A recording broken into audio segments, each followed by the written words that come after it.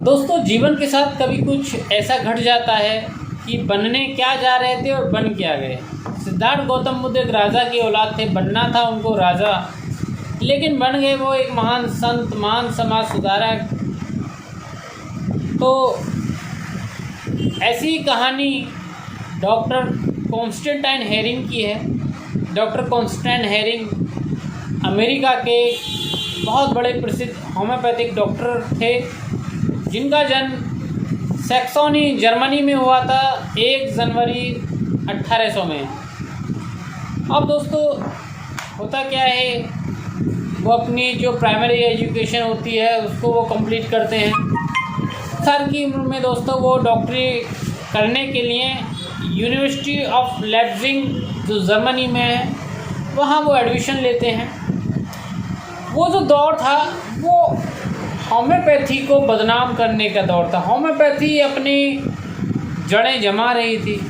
Doctor Hahnemann ने Germany में homeopathy को जन्म दिया। उनके जो क्रिटिक्स थे उस समय की जो एक सिस्टम था मेडिसिन का, सारी चिकित्सा जगत के लोग उनके खिलाफ हो गए, क्योंकि उन्होंने एक नई विधा को जन्म दिया जो नेचुरल सिद्धांतों पर आधारित थी, नेचुरल लॉ ऑफ क्योर पर आधारित थी। इसमें मेडिसिन सारी नेचुरल थी, यानी कि आप समझ लीजिए नेचुरल ट्रीटमेंट, हर्बल ट्रीटमेंट था। उस समय जो आज की एलोपैथी है, उस समय क्या सिस्टम रहा था कि डॉक्टर हनीमैन जो खुद एलोपैथिक डॉक्टर थे, जिन्होंने एलोपैथी को त्याग कर होम्योपैथी को जन्म दिया, लोगों में उस समय के डॉक्टर्स में, एलोपैथिक डॉक्टर्स में एक रोष था। खैर, होम्योपैथी फली फूली आगे बड़ी दुनिया में फैलने लगी। डॉक्टर कॉन्स्टेंटाइन हेरिंग आए, उन्होंने जर्मनी में अपनी मेडिसिन की डिग्री लेने के लिए लेप्जिग यूनिवर्सिटी में दाखिला लेते हैं। वहाँ जो उनके गुरु रहते हैं वो कहते हैं कि डॉक्टर कॉन्स्टेंटाइन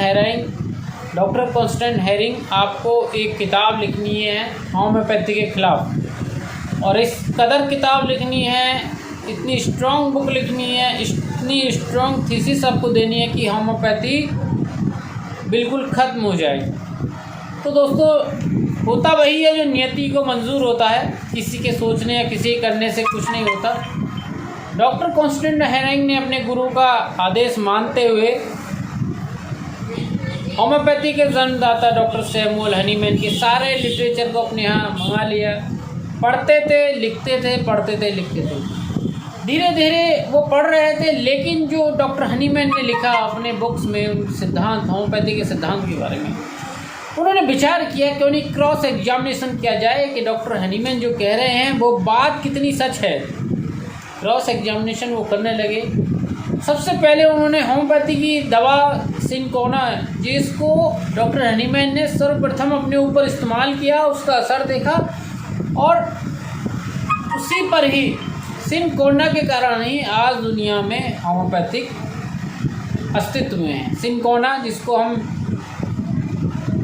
मलेरिया की दवा, उस ज़माने में मलेरिया की दवा थी सिनकोना। जब डॉक्टर हनीमैन ने अपने ऊपर खुद सिनकोना बार का अध्ययन किया, एक्सपेरिमेंट किया, उन्होंने कहा कि जिस चीज़ के लेने से हमें जैसे लक्षण पैदा होते हैं, वैसे ही लक्षणों वाले मरीज़ में हम वो दवा दे देते हैं, तो सिम्टम्स सिमिलरिटी के कारण वो बीमारी शरीर से चली जाती है।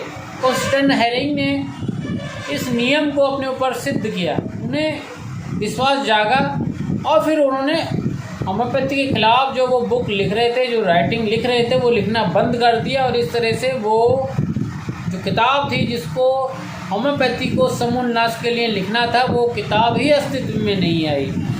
उन्होंने कहा कि डॉक्टर हनीमैन ने जो कहा है, उनकी मटेरिया मेडिका पूरा में जो लिखा हुआ है सब यथार्थ है, और उन्होंने फिर विचार त्याग दिया बुक्स लिखने का। उनका थोड़ा विश्वास वहाँ जमा होम्योपैथी के ऊपर। अब दोस्तों, क्या होता है, डॉक्टर कॉन्स्टेंटाइन हेरिंग को उनकी उंगली में कोई चोट लगी। उस समय का ट्रीटमेंट, एलोपैथिक ट्रीटमेंट जो भी सर्जन ने दिया वो लिए, और उससे फ़ायदा नहीं हुआ। उनकी उंगली गलने लगी, गैंग्रीन हो गया। एलोपैथिक सर्जन ने कहा कि आपकी उंगली को काटना पड़ेगा। तो वहाँ दोस्तों जो उनका विश्वास था होम्योपैथी का, वहाँ उन्होंने एक अपने होम्योपैथिक मित्र से सलाह ली और उन्होंने होम्योपैथिक दवा आर्सेनिक एल्बम का अपने ऊपर, उस डॉक्टर ने उनको दी कि आप इस दवा को लीजिए, और यकीन न मानेंगे दोस्तों, इतना एक चमत्कारी प्रभाव हुआ कि उनकी जो गैंग्रीन थी, उंगली काटने तक की नौबत आ गई थी, वो ख़त्म हो गई, वो सही हो गई, वो बीमारी ख़त्म हो गई। और डॉक्टर कॉन्स्टेंट हेरिंग की जो उंगली कटने की नौबत थी, वो उंगली उनकी सही हो गई।